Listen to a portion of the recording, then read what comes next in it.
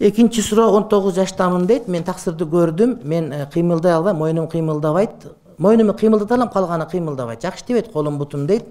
Намаз боюнча суроолорум анткени мен жыл сайын булчуңдарым тартылышып, мында иштебей турат дейт да. Намазда даарат, таяммум, истибра, гусул кыла албайм. Муну суроонун өзү бир тууганыбыздын маалыматы көп экенинен кабар берет. Истибраны билгендер канча мисал үчүн, көрдүңөрбү? Ушуларды өз алдынча кыла албасам, бирөө кылдырып берүүсү милдеттүүбү же кылбай окусам болобу? Эгерде акчаңыз болуп, мүмкүнчүлүк болсо, бирөөнү арендага алып, ижарага алып, ошол кылып берген жакшы. Же ошондо бирөөгө жардам бересиз, эгерде ал аял киши медсестра болсо, анда кишиге никелеп алсаңыз дагы болот. Эгер ошондой болсо жакшы, эгер болбосо анда алынбайт, таям кете берет. Эгерде болбосо таям кете берет. Истибра башка нерсеге проблема болбойт.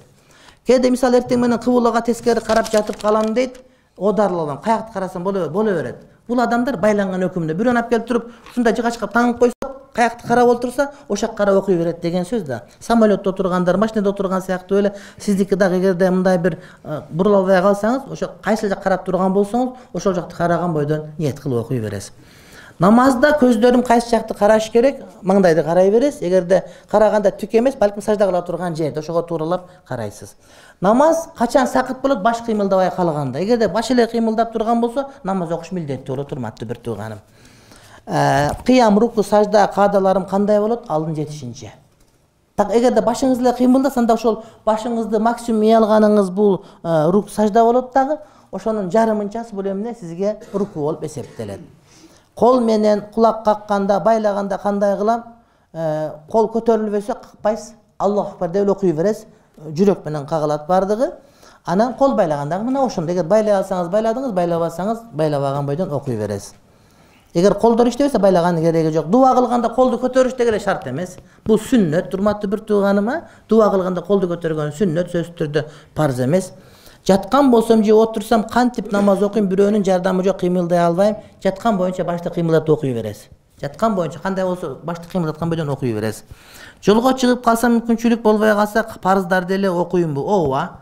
Сиз же сизден башкалардын бардыгы эгерде убакыт азыраак болуп калса, парыз деле окуп кете берет. Сүннөттөр парыз болгон ташталбайт, бирок убакыт тар болгон үчүн ташталат сүннөттөр. Кээде нажас болуп калсам намаз окуй беремби? 7 жылдык ооба окуй бересиз. Эгерде тазалап ала турган мүмкүнчүлүгүңүз жок болсо, анда нажас болуп калган болсо, ага маани бербейсиз, окуй бересиз деген сөз. Анткени уруксат берилет. Мисалы үчүн кийими жок калган адам, кийими нажас болуп калды, анан көлгө барып калды, эчтегеси жок болуп калды, алмаштыра турган жок, жалбырак жок, башка жок, нажас кийимин окуй берет, жылаңач окуганга караганда. Зарылчылыкка жараша барды кете берет. Кээде нажас болуп калсам намаз окуй беремби? 7 жылдык каза намаздарымды кантип окуйм? Ушинтип окуй бересиз. Парыздарды окуйсуз, иншалла, дуа кылсаңыз Кудай Таалам кабыл кылат. Орозо мага парызбы? Эгерде орозо кармагандан кыйналып кала турган болсоңуз, парыз эмес. Бирок ундай кээ бирөө колуп иштебеген менен орозо кармас ачка калбай чыдай турган болсо, анда орозо кармаш парыз болуп эсептелет. Аллаху алам бис савап.